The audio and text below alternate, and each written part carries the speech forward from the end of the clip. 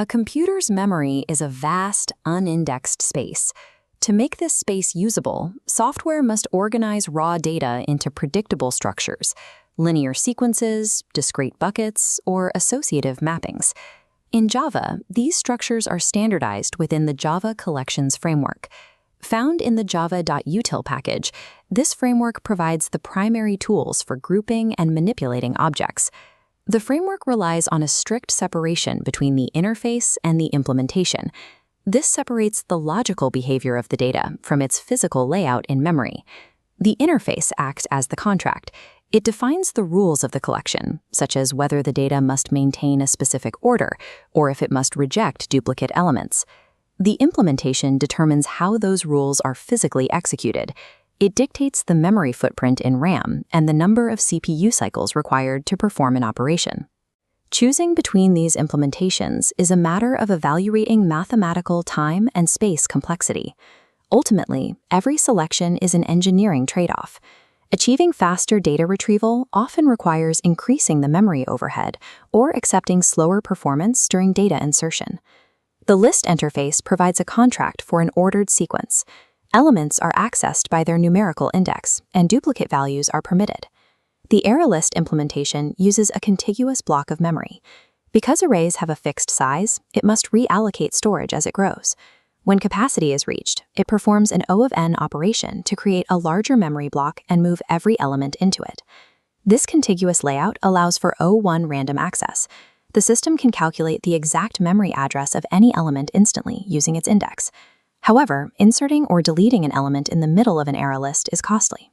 The CPU must shift every subsequent element to a new position to maintain the contiguous sequence, resulting in O of n time complexity. The linked list stores data in isolated nodes connected by forward and backward pointers.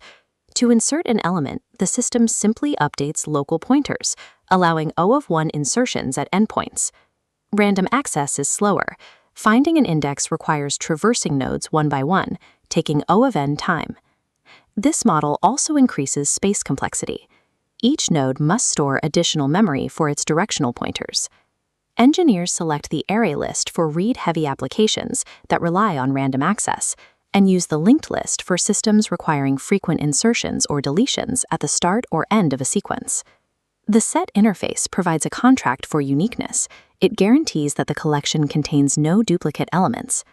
The HashSet manages this using a hash table, passing each object through a hash function to determine its memory bucket.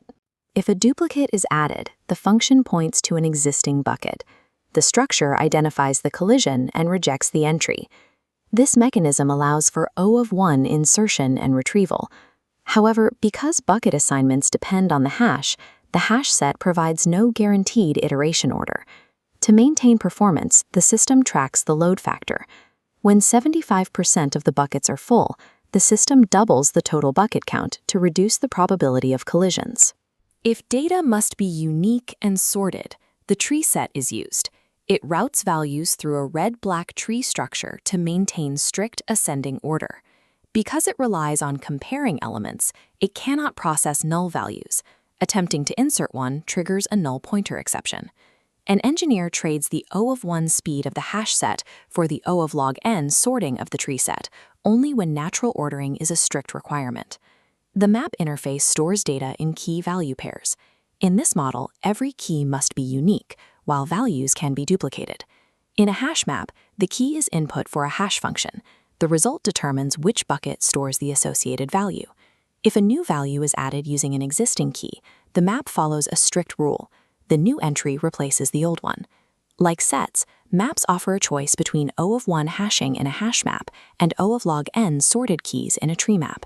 Beyond storage, the framework provides standardized methods for extracting data.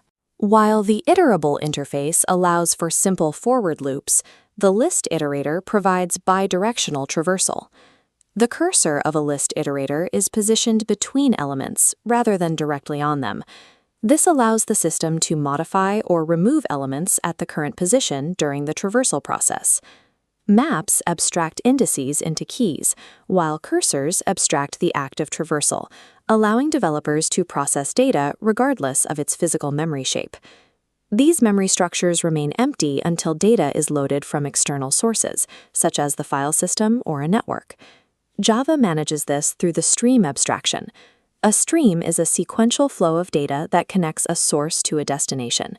Byte streams handle 8-bit binary data for general files, while character streams process 16-bit Unicode text for human-readable content. This hierarchy, shown here, branches from the base object class into specialized input and output streams.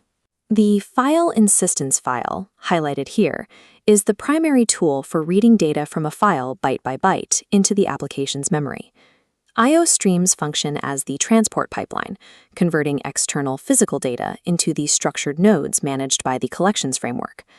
Data structure selection follows a specific logic. If the data requires a specific order, you implement a list. If it requires unique items, you implement a set. For key value associations, you implement a map. Within the list branch, the frequency of random access versus insertions determines whether you use an array list or a linked list. For sets and maps, the requirement for raw speed leads to hash implementations, while the need for sorted data leads to tree implementations.